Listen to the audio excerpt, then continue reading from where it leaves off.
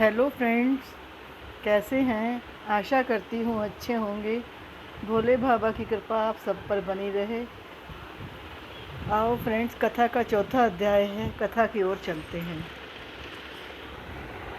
ब्राह्मण बोले कि शिव की उत्तम कथा सुनने से ही तुम्हारी बुद्धि इस तरह पश्चाताप से युक्त एवं शुद्ध हो गई है।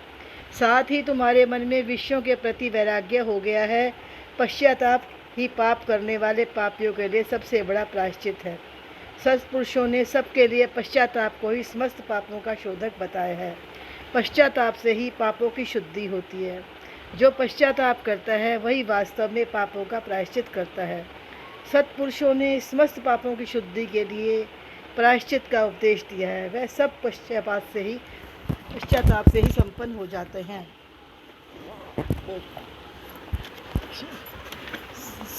जाते हैं। सूत जी बोले, इस उत्तम कथा का श्रवण समस्त मनुष्यों के लिए कल्याण का बीज है। अतः यथोचित मार्ग से इसकी आराधना अथवा सेवा करनी चाहिए। यह कथा श्रवण भव बंधन रूपी रोग का नाश करने वाला है। भगवान शिव की कथा को सुनकर फिर अपने हृदय में उसका मनन करने से पूर्णतया चित्त शुद्धि हो जाती है। चित्त शुद्धि होने से महेश्वर की भक्ति अपने दोनों पुत्रों ज्ञान और वैराग्य के साथ निश्चय ही प्रकट होती है। तत्पश्चात महेश्वर के अनुग्रह से दिव्य मुक्ति प्राप्त होती है, इसमें संशय नहीं है। जो शिव भक्ति से वंचित है उसे पशु समझना चाहिए, क्योंकि उसका चित्त माया के बंधन में आसक्त है। हे ब्राह्मण पत्नी, इसलिए तुम विषयों से मन को हटा लो और भक्ति भाव से भगवान शंकर की इस परम पावन कथा को सुनो। परमात्मा शंकर की इस कथा को सुनने से तुम्हारे चित्त की शुद्धि होगी और उससे तुम्हें मोक्ष की प्राप्ति हो जाएगी। निर्मल चित्त से भगवान शिव के चरणान बिंदों का चिंतन करने वाले की एक ही जन्म में मुक्ति हो जाती है। यह मैं तुमसे सत्य सत्य कहता हूँ। इतना कहकर वे श्रेष्ठ शिवभक्त ब्राह्मण मौन हो गए। उनका हृदय करुणा से आर्द्र हो गया। तदंतर बिंदुक की पत्नी चंचुला मन ही मन प्रसन्न हो उठी। ब्राह्मण का उक्त उपदेश सुनकर उसके नेत्रों में आनंद के आंसू आ गए। वह ब्राह्मण पत्नी चंचुला हर्षित हृदय से उन श्रेष्ठ ब्राह्मण के चरणों में गिर पड़ी और हाथ जोड़कर बोली, मैं कृतार्थ हो गई। चंचुला बोली, हे ब्राह्मण, हे शिव भक्तों में श्रेष्ठ, हे स्वामीन, आप धन्य हैं, परमार्थदर्शी हैं और सदा परोपकार में लगे रहते हैं, इसलिए आप श्रेष्ठ साधु पुरुषों में प्रशंसा के योग्य हैं। हे साधु, मैं नरक के समुद्र में गिर रही हूँ, आप मेरा उद्धार कीजिए, उद्धार कीजिए।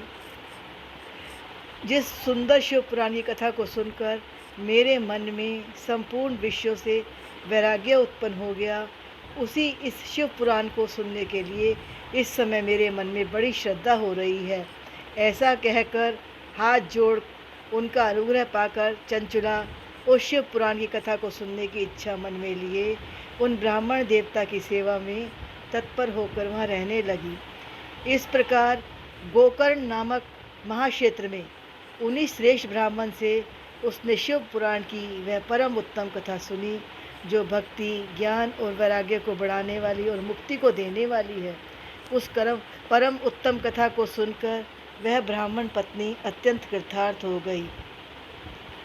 इस प्रकार सद्गुरु का आश्रय लेकर उसने भगवान शिव में लगी रहने वाली उत्तम बुद्धि पाकर शिव के सच्चिदानंदमय स्वरूप का बारंबार चिंतन आरंभ कर दिया। वह प्रतिदिन तीर्थ के जल में स्नान करके जटा और बलकल धारण करने लगी। समूची देह में भस्म लगाकर रुद्राक्ष के आभूषण धारण करने लगी।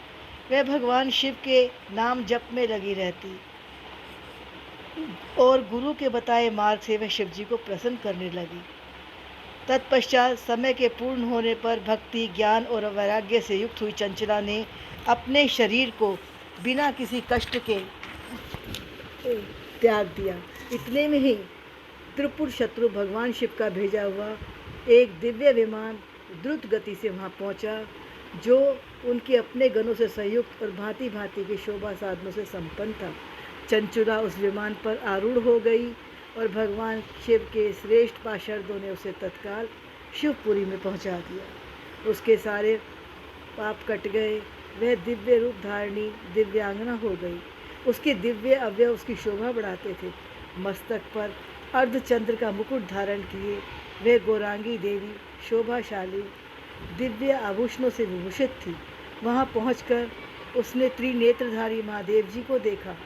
ब्रह्मा विष्णु आदि देवता उन सनातन शिव की सेवा कर रहे थे।